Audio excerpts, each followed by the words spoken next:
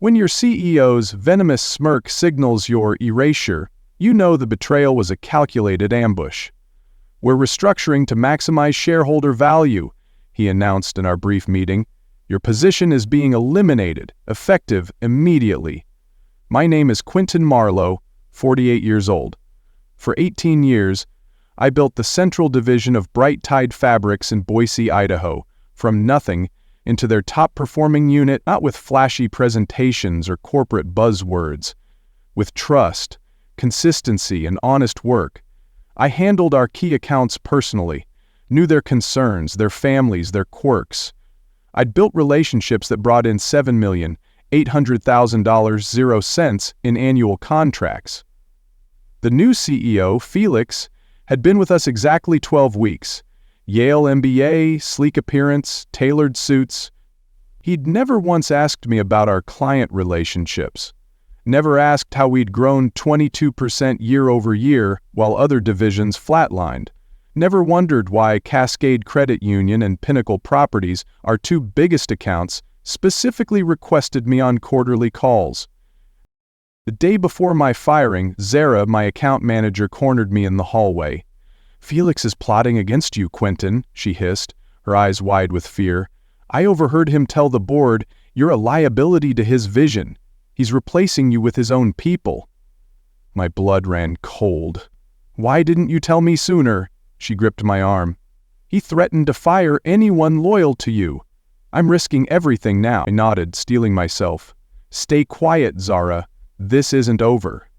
When security walked me to my office to pack my things, I noticed Lila from HR couldn't meet my eyes. She'd been there 20 years, longer than me. The CFO, Marcus, walked past, then doubled back. "Quentin," he started, but stopped himself. He just patted my shoulder awkwardly and continued down the hall. I packed, quietly, family photos, the hiking trophy the Pinnacle Properties team had given me after our company retreat, the handwritten note from Nora at Cascade Credit thanking me for rushing their order when her boss was in a bind, 18 years fitting into a single cardboard box. I nodded respectfully to security, walked to my car without drama or threats. In the elevator, Theo, my design lead, slipped me a USB drive. "It's Felix's restructuring plan," he whispered. "He's gutting your team next." I stole it from his office. "Don't let him win." I pocketed it, my resolve hardening. "We'll fight back, Theo, together."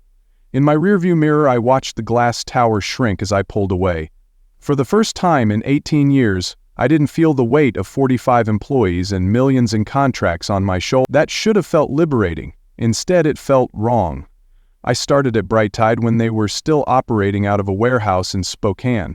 Back then, we were just trying to break into corporate uniform contracts with regional banks and healthcare firms. The central division was hemorrhaging money when they brought me in. I had 12 employees and a mandate to fix it or we'd close it. Over those first 5 years, I personally drove to every prospect within 250 miles. I learned about their pain points with their current suppliers, late deliveries, poor quality control, inconsistent sizing. I fixed all of that. My team grew to 25, then 40 people. We moved into better office space. I promoted Zara from customer service to account management when I saw how she handled difficult clients. I hired Theo, fresh out of design school, when he showed me mock-ups that solved problems we didn't even know we had. My son Jasper was 6 when I started at Bright Tide. Now, he's 24, working as a software engineer in Portland. My wife Sophia supported every late night, every weekend emergency, every time I had to fly out to save an account. "It's building something that will last," I'd tell her. She believed me. 5 CEOs had come and gone during my tenure. Each valued what we'd built. The company went from regional player to national competitor. My division consistently led the way in growth and retention.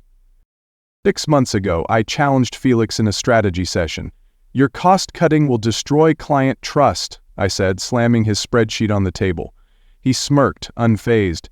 "Quentin, relationships are sentimental. Systems scale." I leaned forward. "You'll lose everything if you ignore what I've built." His eyes narrowed. "Push me, Marlowe, and you're out the door." The merger 3 years ago changed things. Apex Ventures bought us out, installed their own board. I didn't worry initially, numbers speak for themselves in business, but the cracks started showing. Felix Navarro arrived with his efficiency experts and spreadsheets. They didn't understand the relationships that held everything together. In meetings, they talked about client acquisition costs, but never about client relationships. 4 weeks before my termination, Felix asked for a report on all major accounts. I compiled everything: contract values, renewal dates, growth opportunities. What I didn't include, because you can't quantify it on a spreadsheet, was how I'd attended the retirement party of Cascade Credit's procurement director's mother, how I personally inspected Pinnacle's first major order at 4:00 a.m. to ensure everything was perfect for their company-wide rollout. The night of my termination, Sophia saw my face and knew. "They stabbed you in the back, didn't they?" she said, her voice trembling with fury. "After 18 years?" I nodded, jaw tight. "Felix wants to erase me." She grabbed my shoulders. "Then make him pay, Quentin. Show him what you're made of." When Felix's assistant scheduled our meeting for just 12 minutes, I knew. I'd seen it happen before to others. I just never thought it would happen to me. The morning after I was let go, I sat in my home office staring at my phone. No messages from work. Former work. Sophia brought me coffee, squeezed my shoulder. "What are you thinking?" she asked. "They don't understand what they've done," I said. I wasn't angry. That's what surprised me most. I felt a strange clarity I hadn't experienced in years. I opened my personal laptop and looked at my contact, not the company database, but my own records. Names, numbers, personal emails. 18 years of genuine connections. At 8:30 a.m. Nora called, her voice shaking. "Felix is blaming you for client unrest, Quentin. Says you've been undermining him. What's going on?" I kept calm. "He's scared, Nora. He knows he can't replace me. Stay with me. We'll turn this around." The first call came at 9:45 a.m. Nora from Cascade Credit Union. "Quentin, we just got a mass email about organizational changes at Brighttide. Please tell me you're not affected." I took a slow breath. I was let go yesterday. The silence spoke volumes. "Who's taking over the accounts?" she asked finally. "They didn't say. I assume one of Felix's new team members." Another pause. "We've got our contract renewal in 10 weeks. I need to be frank. The board only approved staying with Brighttide last time because of you. The pricing was higher than competitors, but you always delivered, always fixed problems before they became problems." I didn't respond immediately. In the background, I could hear her tapping her pen against her desk, a habit she had when making difficult decisions. Nora's tone turned defiant. "Felix's lackey called me, offering a discount. I told him we're done unless you're back. Where you go, we go." "I need to talk to my team," she said finally. "Can I call you back on this number?" "Of course." Ever hanging up, I walked downstairs and sat at our kitchen table. Sophia was preparing lunch. "You okay?" she asked. I nodded. "I think I will be." My phone buzzed with a text from Theo. "Felix called emergency meeting, asked about client contact info for your accounts. No one's giving him straight answers. What's happening?" I set the phone down without replying. Later that afternoon, Simon from Pinnacle Properties called, then Alina from Mountain Bank, then Harper from Vital Care Systems. The conversations all followed the same pattern: shock at my departure, concerns about the future, questions about their contracts. I was honest with each of them. I didn't badmouth Brighttide or Felix. I simply answered their questions. Yes, I had been terminated. No, I wasn't aware of the transition plan. Yes, I was considering my options going forward. By evening, I had 8 missed calls from Felix Navarro. I didn't return them. That night, Felix left a voicemail, his voice dripping with desperation. "Quentin, you're tanking us. Clients are bailing. Come back or I'll make sure you never work in this industry again." I deleted it, my blood boiling. That night I opened my laptop and created a spreadsheet of my own. Not of clients or contracts, but of possibilities. Companies that had tried to recruit me over the years. Competitors who might value someone with my experience and connections. Even the option of starting my own consulting firm. For 18 years, I'd built bridges for Bright Tide Fabrics. Now, I had to decide whether to burn them or build new ones for myself. I chose the latter. 6 days after my termination, Felix's texts became calls. I let them go to voicemail. On the 7th day, I finally picked up. "Quentin, we need to talk," he said, his voice tighter than in our last meeting. "Some concerns have come up with several key accounts." "I'm sure your team can handle it," I replied. "That's just it. Cascade Credit is threatening to pull their contract. They're saying they only worked with us because of you." I watched a raven settle on a tree branch outside my window. "That's their decision to make." Felix's tone shifted to pleading. "Quentin, don't do this. Name your price to come back. Anything." I laughed bitterly. "You threw away 18 years, Felix. No price fixes that. Look, maybe we move too quickly with these restructuring changes. The board is concerned about the potential revenue impact. We could discuss a consulting arrangement to help with the transition." For a moment I considered it. A consulting gig would be easy money while I figured out my next move. But something felt off about his sudden change of heart. "I appreciate the offer, but I need some time. I'll think about it." That afternoon, I met Celeste Warner for coffee. She'd been Bright Tide's CFO before the merger and had also been pushed out. She still had friends at corporate. "Felix is in full panic mode," Celeste said, stirring her coffee.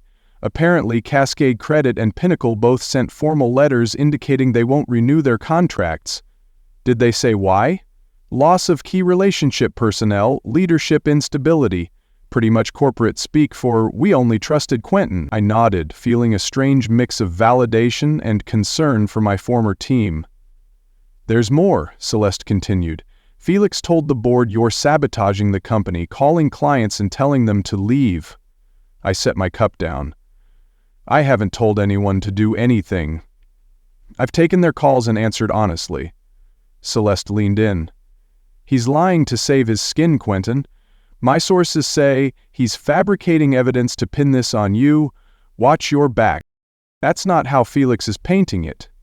He's building a case that you violated your termination agreement, might try to claw back your severance." On my drive home, Felix called again. This time, I let it go to voicemail. When I listened later, his tone had changed completely. "And I think there's been a misunderstanding. We value everything you've built here. The board has authorized me to offer you a senior VP position. Better title, better package than before. Call me back, we should discuss." I played the voicemail for Sophia. "He's terrified," she said, her eyes blazing. "He knows he's lost control. Make him suffer for this." That evening, Gideon Holt called. He was CEO of True Peak Outfitters, a smaller competitor who tried to recruit me twice over the years. "I heard what happened at Bright Tide," he said. "Their loss. My offer still stands. But I'd like to sweeten it. Senior VP, equity stake, and complete control over your client relationships." I told him I needed a few days to consider all my options. Gideon's voice was firm. "Felix is a snake, Quentin. Join us, and we'll crush him together. Your clients are waiting." That night, I received an email from Bright Tide's legal department claiming I was in violation of non-solicitation agreements. The language was threatening, implying litigation if I didn't cease interfering with company relationships. I forwarded it to a lawyer friend without comment. The next morning, I had my answer. My lawyer friend Nora Pritchard called early. "This legal threat is paper thin," she said. "They're trying to intimidate you, but I looked at your contract. You never signed a non-solicitation agreement. The standard non-compete only prevents you from joining a competitor for 9 months. It doesn't stop clients from following you. I remembered signing that contract 18 years ago in a different era of the company. The old CEO had been straightforward. This just prevents you from taking our training and immediately working for the competition. Nothing about client relationships." "So, I've done nothing wrong legally?" "Not a thing. In fact, if they pursue this, we could counter for wrongful termination, the abrupt nature, the lack of transition plan for a senior leader. Courts don't look favorably on that." Nora's tone turned fierce. Felix is scrambling, Quentin. His board's turning on him. Strike now, and you'll bury him. I thanked her and hung up just as an email arrived from Zara at Brighttide. Subject line, "You should know this." She'd attached an internal presentation from 4 weeks before my termination. Felix had mapped out a complete restructuring.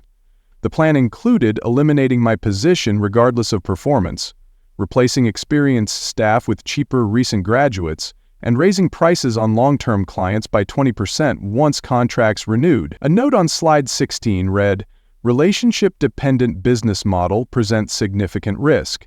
Need to transition to system-dependent model to maximize margins."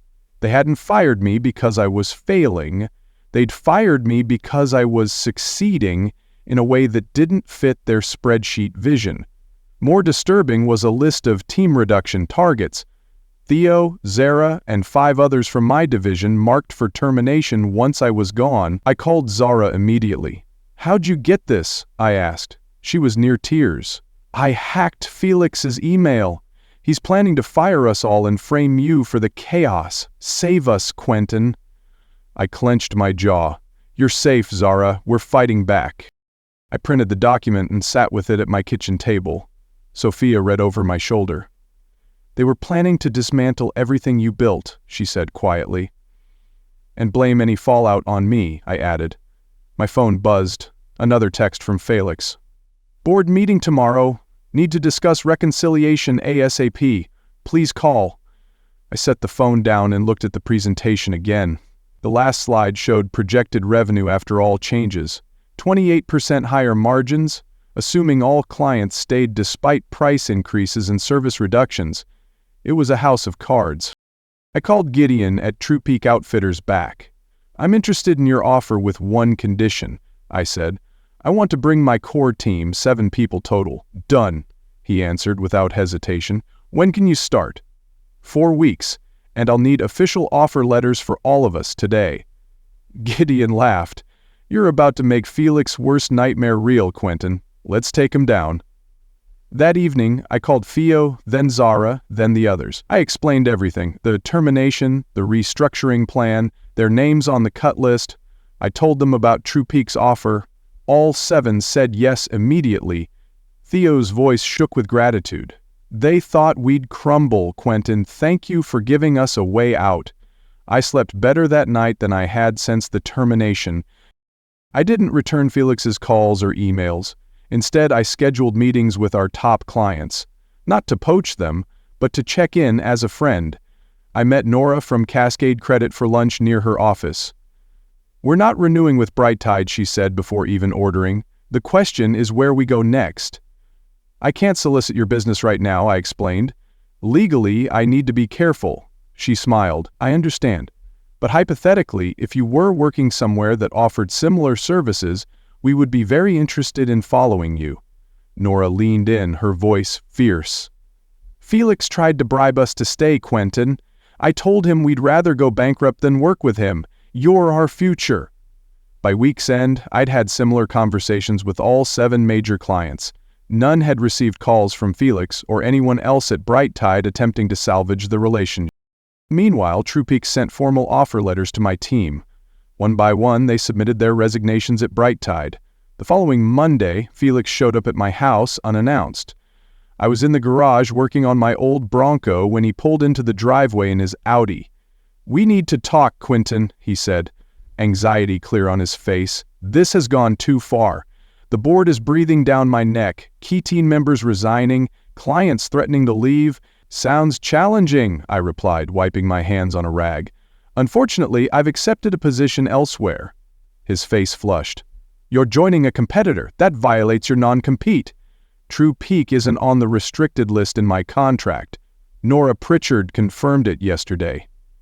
Felix stepped closer, his voice a snarl. "You're destroying me, Marlowe. I'll ruin you, your name, your team, everything." I met his gaze. "You destroyed yourself, Felix. I'm just moving forward." "You're talking to lawyers now, Quentin. Be reasonable. Whatever they're offering, we'll beat it." I closed the hood of my Bronco. "It's not about the money, Felix. It never was." "Then what do you want?" "Name it." I looked at him directly for the first time. I wanted respect. For 18 years of building something valuable.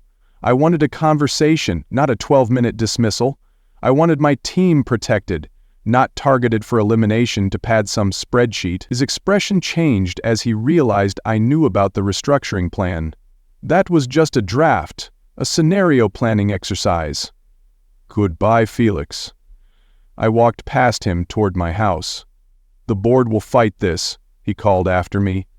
We'll sue you, Trupeak, everyone involved. I turned back one last time. You can try, but before you do, ask yourself what will cost shareholders more. Letting me walk away quietly or a public legal battle explaining why all your major clients and top talent left simultaneously. He had no answer for that. A week later, I started at Trupeak. 4 weeks after that, my non-compete period ended. Within a month, 6 of our 7 major clients from Bright Tide had signed new contracts with Trupeak, specifically requesting me as their account manager.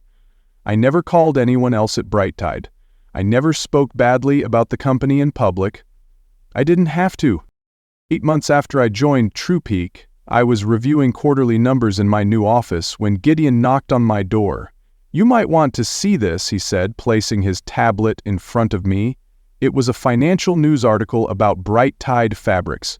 The headline read, CEO Felix Navarro steps down amid financial shortfall. The article detailed how Bright Tide had missed quarterly projections by 25%. The Central Division, my former territory, had seen nearly 50% of its business evaporate. The board had accepted Felix's resignation effective immediately. I handed the tablet back without comment. You don't seem surprised, Gideon noted. Hard to build relationships on spreadsheets, I replied. Gideon grinned. You didn't just win, Quentin, you obliterated them. Felix is finished. That afternoon, I received a LinkedIn message from Marcus, Bright Tide's CFO. The board is meeting tomorrow to discuss recovery strategies. Your name came up. Would you consider a conversation? I didn't respond. Instead, I finalized our quarterly presentation for Cascade Credit Union. Our team had delivered their new corporate uniforms 4 weeks early. The feedback had been overwhelmingly positive. Nora had already introduced us to 4 other potential clients in their network. The next day, Celeste Warner called. Thought you'd want to know. Apex Ventures is trying to sell off Bright Tide. The stock's down 32% since you left. Who's buying? That's the thing. No takers yet. Word is they're trying to reach out to you through back channels. The board thinks you're the only one who can stabilize the client relationships. Celeste added, Felix is blacklisted now. No one will touch him after this fiasco. I thanked Celeste for the information and went back to work. Later, I received a direct email from Lillian Brooks, Bright Tide's board chair. Quentin, the situation has become untenable. We made a grave error in judgment. Would you consider returning as CEO, complete autonomy, significant equity stake, board seat, name your terms? I closed my laptop without replying. Sophia saw the email and laughed. They're begging now, Quentin. Let them rot for what they did. I nodded. They chose Felix. I choose us. The next morning, I called a meeting with my team at Trupeak. I have been approached about returning to Bright Tide, I said plainly. I wanted you all to hear it from me first. I'm declining the offer. Theo nodded. Figured they'd try eventually. Zara smiled. Too little too late. Exactly, I said. We're building something better here. That afternoon, I sent a brief email to Lillian. I appreciate the offer, but I must decline. I'm committed to my current position. I wish Bright Tide the best going forward. 5 days later, the news broke. Trupeak Outfitters had acquired Bright Tide Fabrics' Central Division in a strategic asset purchase. The press release highlighted the move as reuniting key talent with established client relationships. Gideon had negotiated the deal quietly, paying pennies on the dollar for what had once been Bright Tide's crown jewel. The board had no choice. It was either sell to us or watch it collapse entirely. I never had to strike back directly. The market did it for me. 17 months after my termination from Bright Tide, I drove past their former Central Division office. The Trupeak logo now hung where the Bright Tide sign had once been. The building looked the same, but everything inside had changed. We'd rehired some of the staff who'd been let go during Felix's brief tenure. We'd recovered 5 more client relationships that had deteriorated after my departure. The division now generated more revenue under TruePeak than it ever had under BrightTide. I parked across the street and watched employees leaving for the day. Familiar faces mixed with new ones. They looked happy, engaged, purposeful. When I got home, Sophia was in the kitchen making dinner. "I drove by the old office today," I told her. She studied my expression. "Nostalgia or closure?" "Closure, I think," I replied. "Did you know it's been exactly 17 months?" She nodded. I remembered. "That's why I made your favorite tonight." Over dinner, Jasper called from Portland to share news about a major project his tech firm had landed. "How's the new job going, Dad?" he asked. "Good. Building something that will last," I replied. The same words I'd used for 18 years at BrightTide. But this time, I knew it was true. Later that evening, I received a text from Celeste Warner. BrightTide's remaining divisions just got acquired by Zenith Group. Clean sweep, nothing left of the original company. I showed the text to Sophia. "You didn't just survive, Quentin," she said, her voice triumphant. "You rewrote their ending." I set my phone down and walked out to the deck. The autumn air was cool, filled with possibility. I thought about Felix, wondered briefly what he was doing now. I hoped he'd learned something, though I doubted it. I thought about all those years building bridges for a company that didn't value them. The late nights, missed family dinners, postponed vacations. The sacrifices had been real, but so were the relationships I'd built. In the end, those relationships had followed me, not because I'd asked them to, but because we'd built something authentic together. No spreadsheet could capture that value, no restructuring could erase it. The next morning I arrived at TruePeak early. I reviewed our quarterly projections, now 40% above target.